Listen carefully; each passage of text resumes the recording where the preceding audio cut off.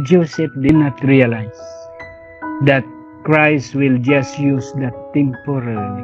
He did not have that idea that that will be brought back to him, and that God, heaven will just use it for 2 nights and 3 days.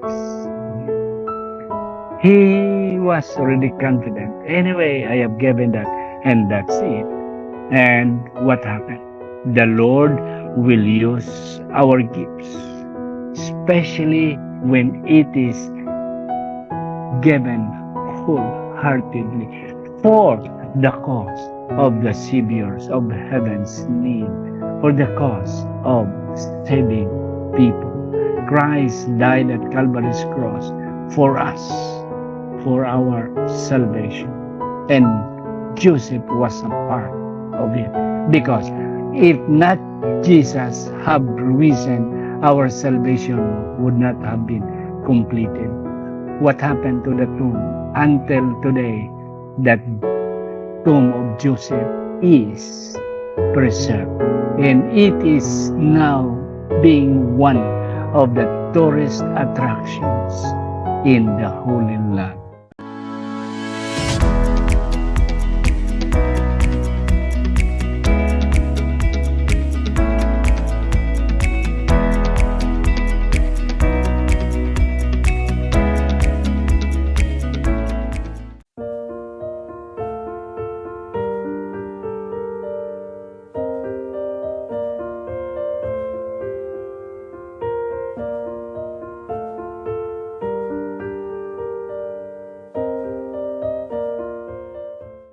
Again, good morning and good evening to everyone. As excited, I was looking forward for this appointment. I arranged with Dr. Irwin to be today rather than next Sabbath because we are heading a long trip to Bukidnon. I had an appointment there, okay, to conduct an evangelistic crusade in Valencia, Bukidnon. So we are leaving by Wednesday and hopefully we'll be able to arrive before the Sabbath comes. So again, good morning and good evening, everyone. Let's start studying God's Word. The title is Joseph's Tomb, a Sacred Legacy. As what has been read for our scriptural reading, Luke 23, verses 50 and 56. Let me read again in this version. And behold, a man named Joseph, who was a member of the council, a good man from Arimathea, a city of the Jews, who was waiting for the coming of God or for the kingdom of God. This man went to Pilate and asked for the body of Jesus and took it down and wrapped it in a linen clothes and laid him in a cut into the rock where no man had ever lain. And it was preparation day, and the Sabbath was about to begin. Now, the women who had come with him out of Galilee followed after and saw the tomb and how his body was laid. And the Sabbath rested according to the commandments. Shall we first bow our heads? Father Lord, we would like to entrust this study to you. Help us to understand the message this morning and help us to feel that indeed we have a part and parcel of the commission that you have entrusted to the church. And help us to have our individual choice and individual part as well in the work that you have given us to do. Help us, dear Lord, if ever help us to have a legacy where the later generations can avail and not necessarily remember, but at least they will enjoy and be part of their ministries as well. Bless us as we gather together and help us as we study together as well. In Jesus' name, amen. Okay, Ah, this is part still of the Holy Week, and the whole Christendom, most of the Christians, except few, and we still respect the observance of the Holy Week, but we don't practice it so much as what other Christian denominations and religions practice. If Christ died yesterday, Friday, at 3 o'clock in the afternoon of Friday, Christ today is resting in his tomb. And tomorrow, early morning, he will rise from his grave. But I would like to bring to you the time after Jesus died, that afternoon of Friday yesterday, 3. And after that, the disciples were having a hard time how to remove the body of Christ hanging at the cross because it's Friday and they are Sabbath keepers and they have to observe the Sabbath.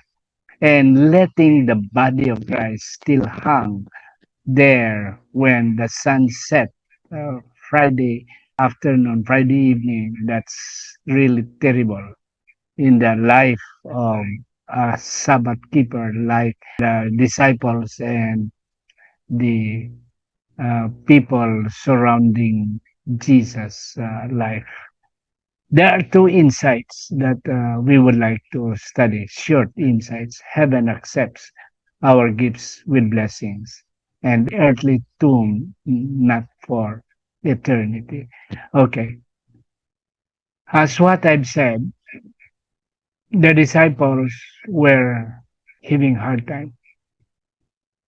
They were pointing each other who will take the body of Christ because at this time people already went home. They have the excitement, the drama started early morning of Friday. It was a Passover week where a lot of people coming from the far distances gathered at Jerusalem to celebrate the yearly Passover feast. So there were an influx of people, not only people, residents of Jerusalem, but people from the rural areas, people from the the provinces, from the far-flung places, came to Jerusalem to celebrate the Passover week. So the excitement, the crowd were, the drama started early morning when Jesus was captured that evening, and then now being chained and placed before Pilate. And then Pilate excused himself, did not take the judgment, washed his hands, and brought the judgment to the people. And the people shouted, crucify him. And so that's it. And now Jesus was being beaten with 39 slashes, whips, very hard one. And then they started to let Jesus carry, perhaps by noon time, 11, 10, or 12 o'clock, where Jesus was carrying the cross towards Golgotha, towards Calvary.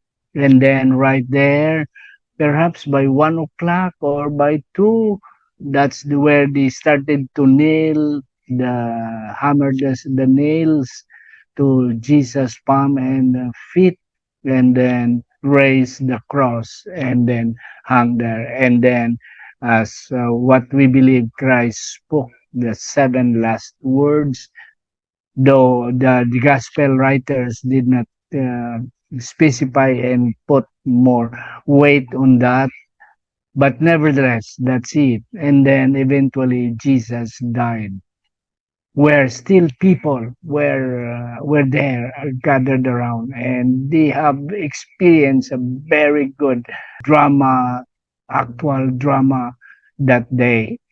When Jesus died by 3 o'clock, people still hung around, and no more actual activities have occurred anymore. And then They were still waiting for some more actions to come, but there was none already. And by 4 o'clock, people perhaps started to move away. And then until 5 o'clock in the afternoon, where there were no more people, except that's the time when the 11 disciples came out from their hiding places, and the women came out as well. Now, the situation is, how can they remove the dead body of Christ? And they don't want that to extend because the Sabbath hours are coming. So they pointed to each other, go and ask permission, because nobody can touch the criminal body, okay, even dead, unless there is permit, because in the Roman law that's still a crime, touching, intervening the death of a criminal. So they know it well, that they could not touch the body unless there is a permit from the highest authority of the land, and that's the Roman authority. And on the first place, they were simple people. Yeah. Perhaps the richest man right there was Judas, but Judas died already by hanging himself on the cross the day before. And then who are else? Who are those who have still have money or have influence? They were fishermen. They were just ordinary men. They don't have an influence. They don't have an attachment. They don't have even the guts to face higher authorities of especially the Roman authorities. And it was 5:30 in the afternoon already. And still nothing happened. Yeah.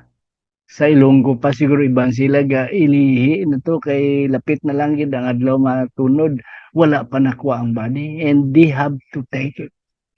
They have to take it. And what happened? The text says, and behold, out of the situation in which the disciples and the women could not solve it, could not make it. And behold, amen, out of their extremities, out of what they cannot make it, and came the word and right there, that conjunction and is very important. That conjunction, now and then, but, is very important. That's the Greek equivalent for that is sky. And behold, now, but behold. So in other words, it changed the situation. Using the word but is, it will change the picture of something. You are beautiful, but, okay, it will change the beauty, the description of beautiful, but you are this and that. And that's it. So when Joseph came, it changed totally the picture. And behold, a man named Joseph, okay, a member of the council, came running. Then this man went to Pilate and asked for the body of Jesus. And he took it down and wrapped it in a linen clothes. You say, this is it. He was running. Yeah. Out of the extremities, out of what the disciples cannot do. Here is a man running, heaving a paper signed by Pilate. Okay, boys, come on, disciples, men and women. I have the papers right here. Come on, let's remove the body. I have asked the body of Jesus from Pilate. You say, by the way, who was Joseph? A member of the council. He was with Nicodemus.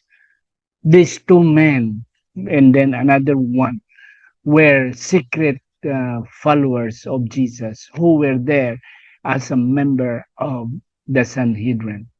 The Sanhedrin is a lawmaking body of the Jews, though it was not that functional, but still under the Roman Empire, under the Roman regime, but still it is a little bit functional. They still maintain the Sanhedrin. There is still, though, the real political authorities, the Romans, but yet the Jews maintain their little influence with that lawmaking body, the Sanhedrin called the Sanhedrin. That might be an equivalent to us right now as a Senate and the lower house, the upper house and the lower house of our Philippine government. And that's it. So Joseph was a member of that. In their debate, because you see, numbers still play, and they were overnumbered by those who decided that Christ would be crucified. Though they keep on debating, but they were outnumbered. So eventually, Christ was hung at the cross.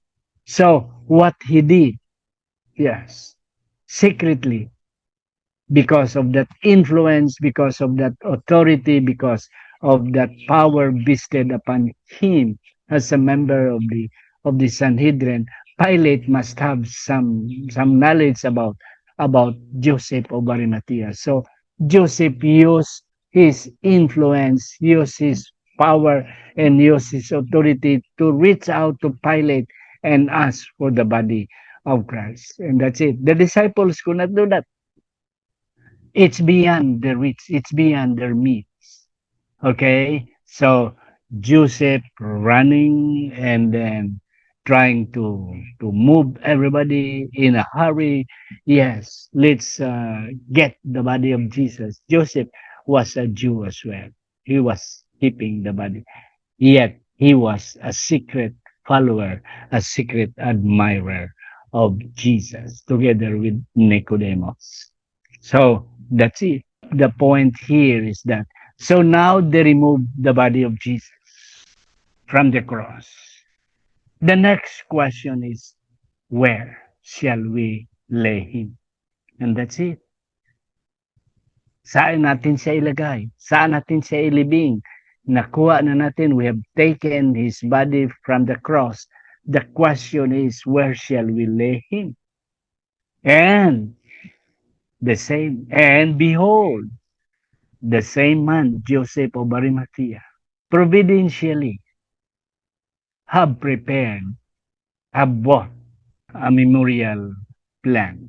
With here in Bacolod, we have a lot of memorial places. Yes. And we bought with Ma'am Tomado, we bought already from Forest Lake. Yes. And we paid it up already.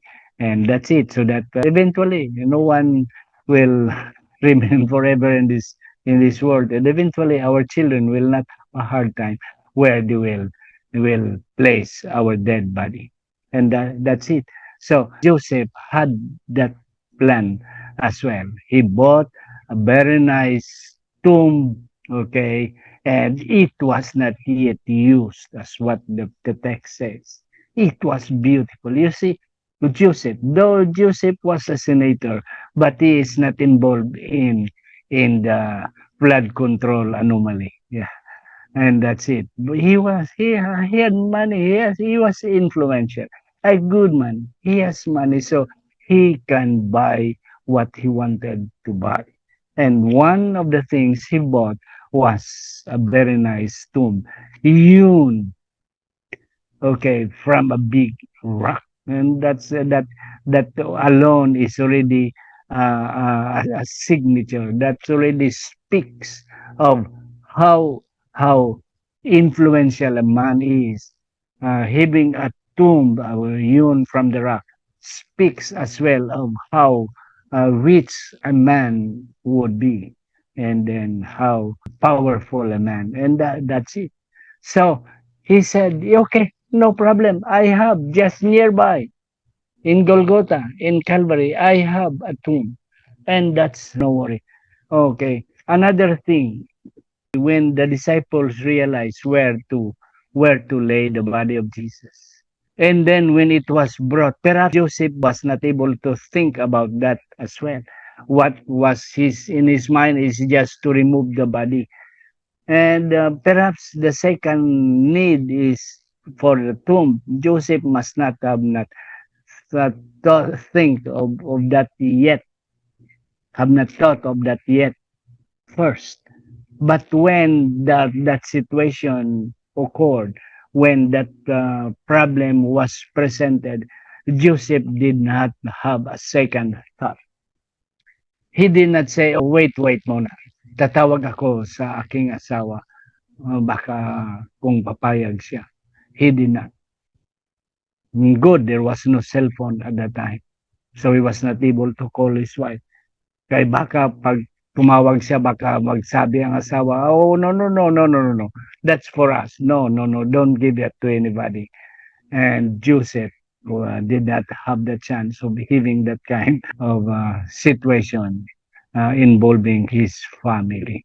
So he just decided for himself without any asking permission from anybody, including the family and most likely the wife. Okay, boys, don't worry. I have a tomb right there, and that's it. So when Joseph gave up his tomb for the master, and then the body was already laid nicely with the help of the women who were there, and then that's it.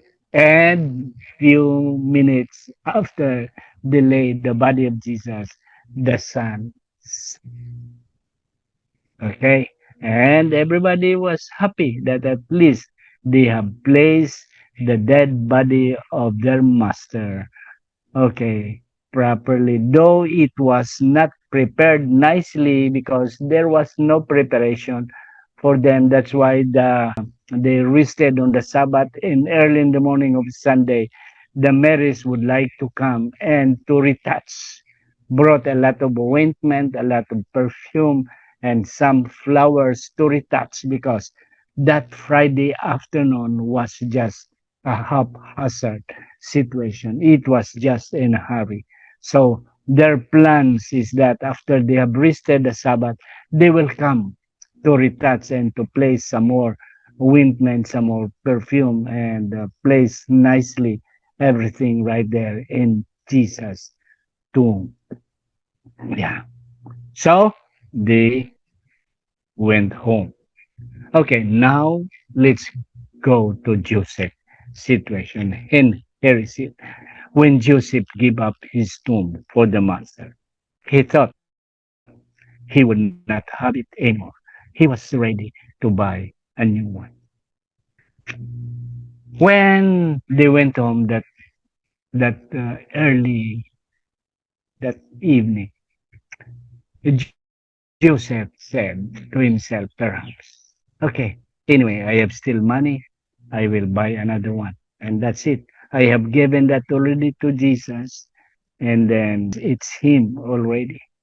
Joseph did not realize that God will just use the tomb for a moment. He did not realize that Christ will just use that temporarily. He did not have that idea that that will be brought back to him, that will be given back to him, and that God, heaven will just use it for 2 nights and 3 days. He was already confident. Anyway, I have given that, and that's it. And what happened? The Lord will use our gifts, especially when it is given wholeheartedly for the cause of the Saviors of heaven's need, for the cause of saving people. Christ died at Calvary's cross for us, for our salvation. And Joseph was a part of it. Because if not Jesus have risen our salvation would not have been completed. Kailangan nga ma-raise up. Kailangan that Christ will be risen, will rise again from the grave. He will not remain there forever, or else our salvation is not done, is not completed. He has to go back to heaven and be and enter in that holy place of the heavenly sanctuary. And what happened? This is it. That tomb would just like other tombs. Yeah, if had not been given, if had not been granted, if had not been used by Jesus, that could have been lost already long time ago. Yeah. But since it was given to God, to Jesus at the time it is needed most, what happened to the tomb until today? That tomb of Joseph is preserved, and it is now being one of the tourist attractions in the Holy Land. I hope some of you have visited already, or if not, then try, if ever you have given the chance, one of the destinations that you have to say, that you have to look and visit is Joseph tomb. And that's it. Yeah. If Joseph did not give up the tomb at that time, the tomb is lost forever. Wala na. It has gone forever.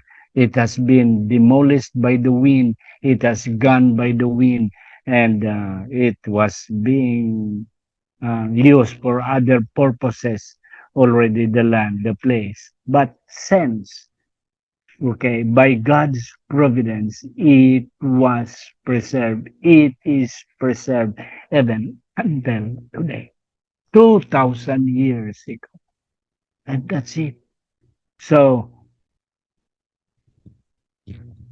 the master will accept our gifts when they are given wholeheartedly. He will use them for a time, but he will return them with heaven's blessings. Yes.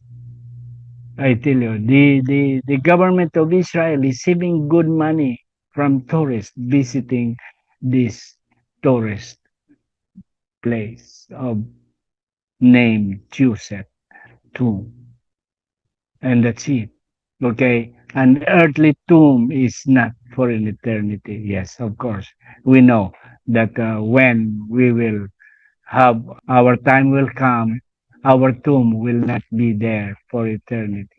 And on the Sabbath, they rested on the commandment. Upon the first week of the first day of the week, very early in the morning, they found the stone rolled away and found not the body of Jesus, because Christ has risen. And John 5, 28, 29, marvel not at this, for the hour is coming in which all that are in the grave shall hear his voice and shall come forth. And they that have done good unto resurrection of life, and they that have done evil unto the resurrection of damnation. And that's it.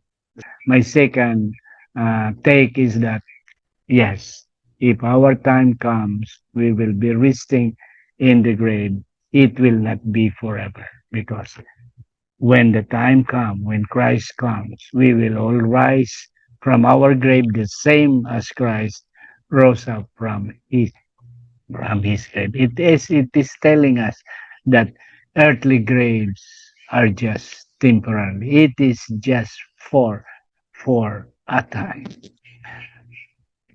And the Lord himself shall descend. We know this text and on and on, with a shout of the angel. And those who died in Christ shall rise first. That's what I would like to emphasize. That those of us who will die in Christ. Okay, I will now conclude our study. Let's have some legacies. The Hardenicos, I salute your father and your mother. because of the legacies that they have done. Yeah, Bonbon is still right there. That place, that church, yeah. The Hardenicos, your father have made a legacy. They were not mistaken when they donated a portion of your land for a church school, for a church, and some other needs of the church. At the time, the church or the work needed it most. So my take this morning is that let's help the work of the Lord. Let's give a portion, if not the whole, of our resources, our talents, our time, our effort uh, for the Lord, especially when it is needed most.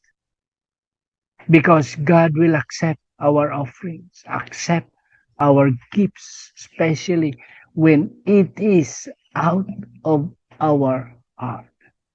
You see, you can give without loving, but you cannot love without giving. Let's give it out of love. And another point that I'd like to emphasize, perhaps this will be the last. A gift that does not hurt is not a gift at all. What I would like to emphasize is that when we give our extras, when we give out the things that we don't use anymore, that's not giving. The kind of giving that Christ wanted us to have is just like the giving of the Father for his Son to come. When God gave up Jesus from heaven and come to this earth, that's the kind of gift. Now, no more.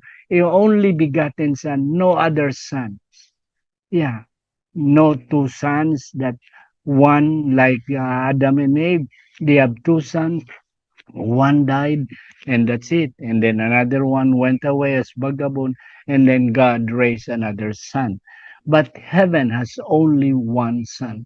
And giving that son as a gift, I tell you, it cost everything out of heaven. Yeah. The point that the Rick say, it is not that everything will give, but a thing that is very precious. Once we give it to the Lord, I tell you, the Lord will gladly accept it. Okay? The ones that you wanted to eat, you give it out because you have discovered that the one that the other person is still hungry more than you, and you just give it out. You still need it, but you give it out, and that's the kind. It is not just junking, it is not just throwing because we don't need it anymore. And heaven is that is not. And though we might be considered that as a gift, you see, giving our tithes is really something valuable. Just imagine if you have 100,000 and you give 10,000. How much is 100,000? 10,000. That's something you can buy something out of it already. That's it. But still, because that is coming from our heart, and we sacrificially offered it. The sacrifices during the Old Testament time, they have to sacrifice the best lamb, the best goat. Yes, it is not the junk, the goats that is not anymore useful. No, you have to give the best out of your flock, the best out of your position, and that's what is being asked and demanded. So that's it. The tomb of Joseph was the best, and that's already something to him. But without second thought, he just give it out right away, even without asking permission from his wife and from his family, because Joseph loved Jesus so much, though it was just secret. But now the time has come that he has come to the open. because heaven needed it most. Hope that we have enjoyed and learned something. Yes, continue of supporting the work. Let's establish a legacy even before our children. Let them see that we are open when it comes to the work of the Lord.